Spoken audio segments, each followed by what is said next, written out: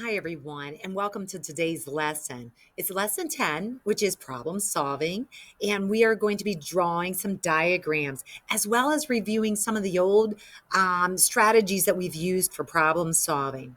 So I need you to go ahead, and if you could open up your books to page 811, we'll get started. But of course, before we get started, we need a joke for today. So I pulled out some Easter type jokes, and I think you're going to enjoy these. How does the Easter bunny stay fit? Well, he exercises, of course. How about this one?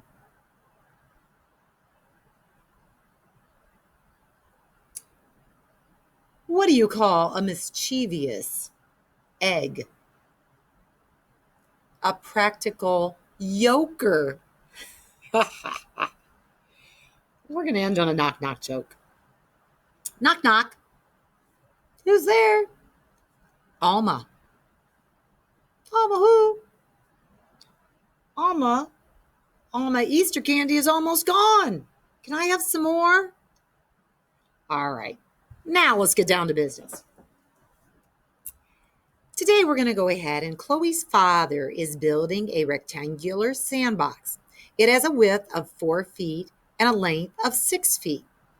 The wood that goes around the sandbox costs $2 per foot. If they have $50, will that be enough money to buy that wood? So the question that we're trying to solve today is, do I have enough money? So we have to go ahead. We're going to circle our question. Will $50 be enough? We are going to go ahead, and it says the sandbox we know is 4 foot by 6 foot. So we have 4 feet by 6 feet. The wood cost $2 for each foot. They shared with us $2 for a foot. And then they have $50. So that's the information that I need to know in order to solve this particular problem. So I'm going to draw a diagram. They drew the diagram very nicely for us here that shows the 6 foot by 4 foot. The perimeter, which is the outside of the sandbox, is going to go ahead, and I need to add the side by side by side. So I'm adding 6 plus 4 plus 6 plus 4. 10 plus 10 would be 20. Now I know how many feet are around my sandbox, but I need to know how much it's going to cost. So they said it's $2 per foot. So now I need to do a second operation. I need to multiply the 20 feet by 2. So let's go ahead. We have 20 feet by $2. I simply multiply 2 times 2, which is 4. I have 1 0 in my problem, so I have 1 0 for my product. And since $40 is less than $50, woohoo, I have enough money. Let's go to Lowe's. Let's buy some wood. Let's go to the next page. On the next page, we have this. A picture frame is 2 inches longer and 2 inches wider than the picture shown. What is the perimeter of the picture? So I've got this beautiful sunflower, which is 4 inches by 6 inches. I need my frame, though, that's going to go around it to be 8 inches. I want it to be 8 inches, and I want it to be also 6 inches in width. So I've added an inch on both sides here to make it 8. So I'm going to have 8 inches on both of my sides here. My pen's going to work. I'm going to add 2 more inches onto my width. So I have 6 on this side, 6 on here. This was 8 up here. The facts I knew about this problem, well, first of all, my question, what was the perimeter? But I also know that the frame was 2 inches longer and 2 inches wider than that actual picture. So I needed to add 2 more inches to my length and my width. My plan here is I drew a diagram. And to solve this now, I know that perimeter equals side plus side plus side plus side, however many sides I have. And I need to then go ahead and add these up. So I'm going to have 8 plus 6 plus 8. I'm going to actually keep my doubles together today. I like to do that because it makes it easier sometimes for me for adding. So I'm going to add all of the add-ins together. 16 then. I'll do these first. I'm going to put it in parentheses, and Mrs. Swin's going to say 16 plus, and then when I've added these together, 6 plus 6 is 12, and I know 16 plus 12, add the ones, 6 plus 2 is 8, add my tens, 1 plus 1 is 2, and I have 22 inches. So the perimeter around my frame for my picture is going to be 28 inches. Let's go to the next one. The next problem is this. Phil cut a piece of yellow yarn that was 7 foot long. Kendra cuts a piece of red yarn that's 2 feet shorter. If I hear the word 2 feet shorter, I know it's going to be operation, subtraction. I need to take something away from 7. And that will give me the length for my friend Kendra. William cut a piece of green yarn that was 3 feet longer than the piece that Kendra cut. How long was the piece of yarn that William cut? All right, it sounds complicated, friends, but it is not. Let's first know we're trying to find out how long that piece of yarn that William cut was. We know that Phil has something that's 7 foot, Kendra's 2 foot shorter, and Will's going to be 3 feet longer than Kendra. We're going to pull up see Mrs. Swint, if she's going to be able to do this. I want to pull up my smartboard. There we go. And so what we're going to do for number 1, we've got Phil. Draw a line on your paper and show Phil here. This is going to be 7 foot long. So let's see if Mrs. Swint can do this. This is going to be 7 foot. Then we've got Kendra. She's 2 feet shorter. So Kendra's going to be 7 minus 2. And what do you think 7 minus 2 is? You should know. 5. So hers is going to be 5 foot. I've drawn a diagram. I've labeled so I know which is which. You could have even put P for Phil. We could put K for Kendra. Because remember, spell it out. Make it so easy that your teacher's like, oh, I understand exactly what they're doing. Then we had William. So William drew a line that was going to be 3 feet longer than Kendra. Well, I know Kendra is 5 feet. If something's longer, we are going to add to it. So let's add 3 feet. And now you know what William's length of his yarn is. 5 plus 3? It's 8. And it's not just 8, it's 8 feet. Feet is abbreviated as FT. Number 2, we have Lisetta. Lisetta is planting flowers around the outside edge of her rectangular garden. The garden is 12 feet long and 10 feet wide. She will place 1 flower at each corner, and then the remaining flowers will be placed 2 feet apart. The question on this particular one is this: how many flowers will she plant? Now, We're going to go over here to number 2, and I'd like for you to first draw a rectangle, because it says that it's 12 feet by 10 feet. So I've got my beautiful rectangular flower garden, 12 feet by 10 feet. And now, my friends, they start out by saying, she placed a flower in each corner. Now, I used hearts for my flowers. I put a heart in this corner, a heart in this corner, all 4 of my corners. All right. So I might just put a little dot in there for now. Then they're asking me to do this. She planted one flower. The remaining flowers were 2 feet apart. All right. Well, we have 12 feet up here, so here we go. 2, plant a flower. Another 2, which would be 4, flower.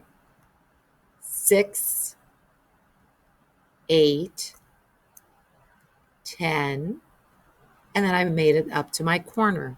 So I have got 1, 2, 3, 4, 5 flowers that were between my corners.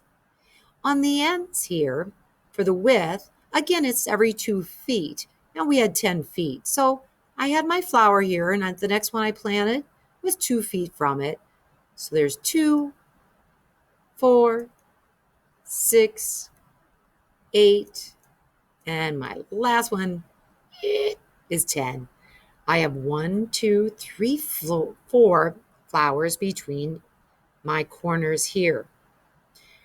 And then we again, 2, 4, 6, 8, 10, 12, and 2, 4, 6, 8, 10. The question is this: how many flowers did she plant? So let's count. We'll start right here at this one here. 1, 2, 3, 4, 5, 6, 7, 8, 9, 10, 11, 12, 13, 14, 15, 16, 17, 18, 19, 20, 21, 22. Your answer here is 22 flowers. And let's see if it makes sense. I've got my rectangular garden. It was 12 foot by 2 foot with flowers every 2 feet. I started with the 4 in the corner and then every 2 feet between. And that does make sense. Let's take a look at the next one. On problem number 3, it's going to go ahead and we're going to cross off number 3 because personally, Mrs. Swain just does not like that problem, friends. I think it's too confusing. But I would like us to go ahead to the last problem, a cafeteria table. A cafeteria table has a length of 8 feet and a width of 3 feet. If 3 tables are pushed together so their lengths are touching, what is the combined area of the tables? So they're asking me this. They want me first to find the area. Okay. Now, I know they're 8 feet wide and 3 feet, a length of 8 and a width of 3. The second part of this question is what's the perimeter? I would like to go back now to my whiteboard, and we're going to do this with this diagram. I would like for you on your paper to draw 3 lovely rectangles. And this is going to represent the 8 feet and 3 feet wide. So this is one table, 8 foot by 3 foot. Here's another table, 8 foot by 3 foot. Another table that's 8 foot by 3 foot. To begin with, they want to know, the first question was, what's the combined area? We know area is length times width.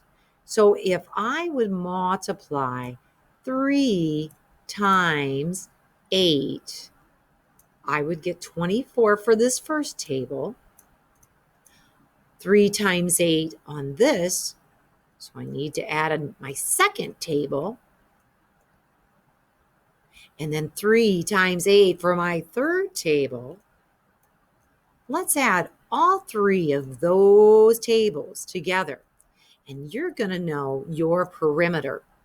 So right now, you'll add 24 plus 24 plus 24, and you're going to put your answer down.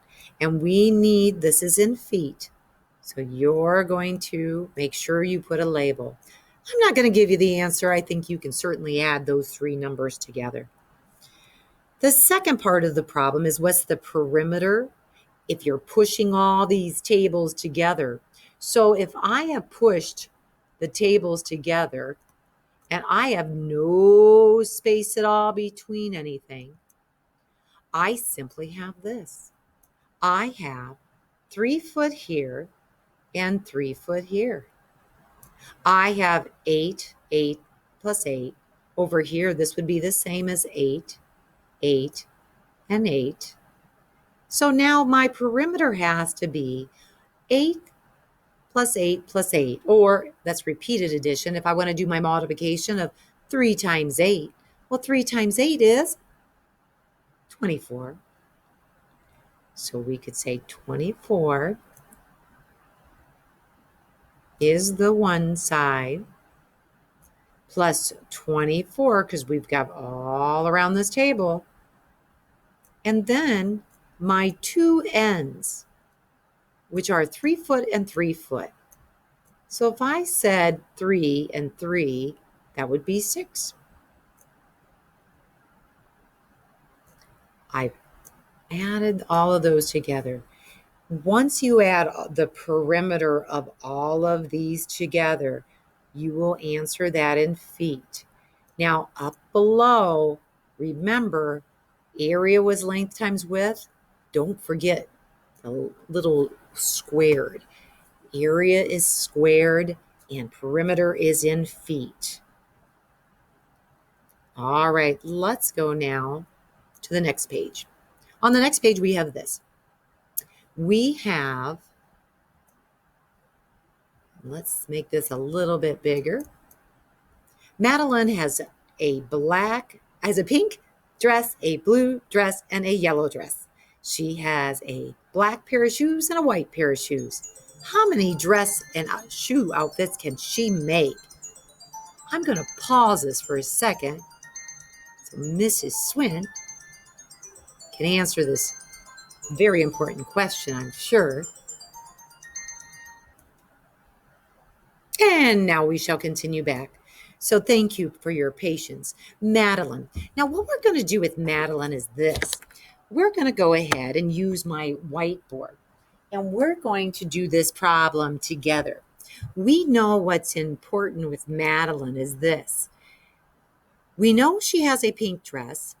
We know, let's make this a little bit bigger, a blue dress and a lovely yellow dress. So she's got 3 different color dresses. So I'm going to start by making a table.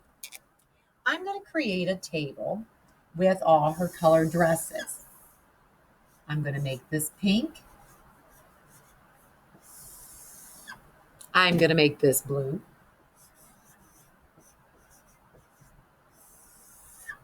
And last but not least, I'm going to make the last one yellow.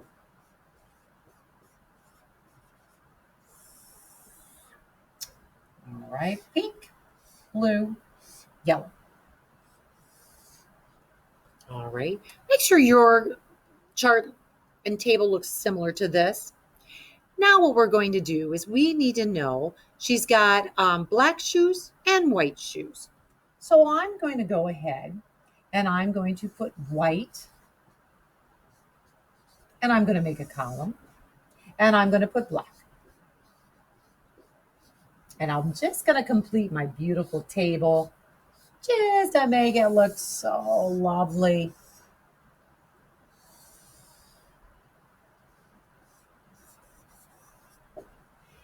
And now, this is the fun part. How many outfits can she make? That's my question. So I need to figure out how many dress and shoe outfits can she make. So this is how we do it. If you remember a while ago, we made a table and we did this. I first start with my very first square. My combination would be a pink dress with white shoes. I'm going to say PW for pink and white. My next combination is going to be a pink dress, black shoes. Let's do the second. Blue dress, white shoes. Blue dress, black shoes. And we'll do it for the third now. Yellow dress, white shoes. Yellow dress, black shoes. My question is, how many dress and shoe combinations can we make with this chart? Well, let's try it. We have 1, 2, 3, 4, 5, 6. You have 6 different combinations. You have showed it to me. I can easily see how I can wear my different shoes and dresses. So, my friends, the answer is 6. But remember, you do need to show me your work. So if you had to use a separate piece of paper or anywhere on there, you want to make sure your chart looks like my chart. Just as a heads up, it doesn't matter. I could have put white and black on the side and put the yellow, blue, and pink and did different size columns. That would not have mattered. And also, if you recall, there's a little cheating here. If we know we have 3 outfits and I know I have 2 shoes, 3 times 2 equals 6. It's another way to check yourself. 4 friends are in line to see a concert. Greg is the last in line. That's something that's going to be important. Melanie is before Greg. And Julie is after. Now, Julie is after Dario. Who is first in line? Now, sometimes we have to do a guess and check. And this is going to be one of those times. I've circled, I've underlined. I'm actually going to clear this only because I don't want it to get messy. We're going to go ahead and I'm going to do this up on the board. So let's go ahead. Make sure Mrs. Went doesn't trip over anything. And I love these type of problems. They're so much fun because there's a lot of, you basically just follow the directions. 4 friends. All right. I have Greg. Greg is the last in line. That I know for certain. Oh, by the way, I have 4 friends. 1, 2, 3, 4. Greg's the last in line. So now it says Melanie is before Greg. All right, she's before Greg. We'll put her there for now. And after Julie. Okay. Now, this is where it gets a little tricky. Melanie is after Julia or Julie, but this says Julie's after Dario. Well, Julie, Dario. Let's make sure. Dario. Well, wait a minute. Maybe this is right. Let's go through. We've got Greg, who's the last in line. We've got Melanie is before Greg and after Julia. Melanie before Greg, after Julia. And we now have Julia after Dario. Julia's after Dario. Who's first in line? And it does show us Dario. You have proved it to me. You have showed me your work. Let's go ahead on number 7.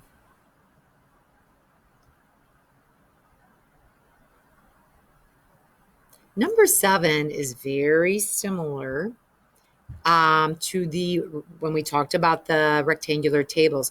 I'm going to let you do that yourself. During one round of a game, Elio Nida and Jeffrey each scored 4 points. In round 2, they each scored twice as many points. Find the total number. Follow the directions, my friends. You can do this. If I have 1, 2, 3 people, and they all scored 4 points, that was round 1.